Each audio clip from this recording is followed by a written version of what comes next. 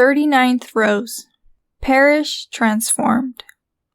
A Danish priest used to love to tell how the very same improvement that the Spanish bishop noticed in his diocese had occurred in his own parish. He always told his story with great rejoicing of soul, because it gave such glory to Almighty God.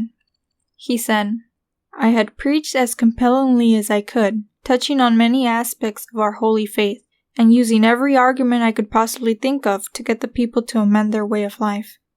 But in spite of all my efforts, they went unconcernedly about their way as before, and it was then that I decided to preach the Holy Rosary.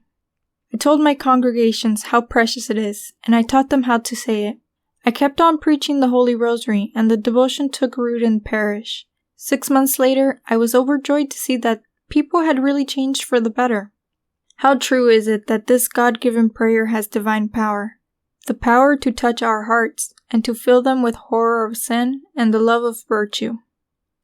One day, Our Lady said to Blessed Alan, "Just as Almighty God chose the angelic salutation to bring about the incarnation of His Word and the redemption of mankind, in the same way, those who want to bring about moral reforms and who want people reborn in Jesus Christ must honor me and greet me with the same salutation.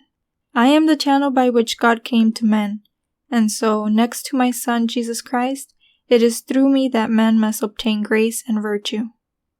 I, who wrote this, have learned from my own experience that the Rosary has the power to convert even the most hardened hearts. I have known people who have gone to missions and who have heard sermons on the most terrifying subjects without being in the least moved, and yet, after they had, on my advice, started to say the Rosary every day, they eventually became converted and gave themselves completely to God.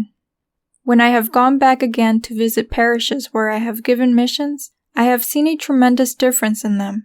In those parishes where people had given up the Rosary, they had generally fallen back into their sinful ways again, whereas in places where the Rosary was said faithfully, I found the people were persevering in the grace of God, and were advancing each day in virtue.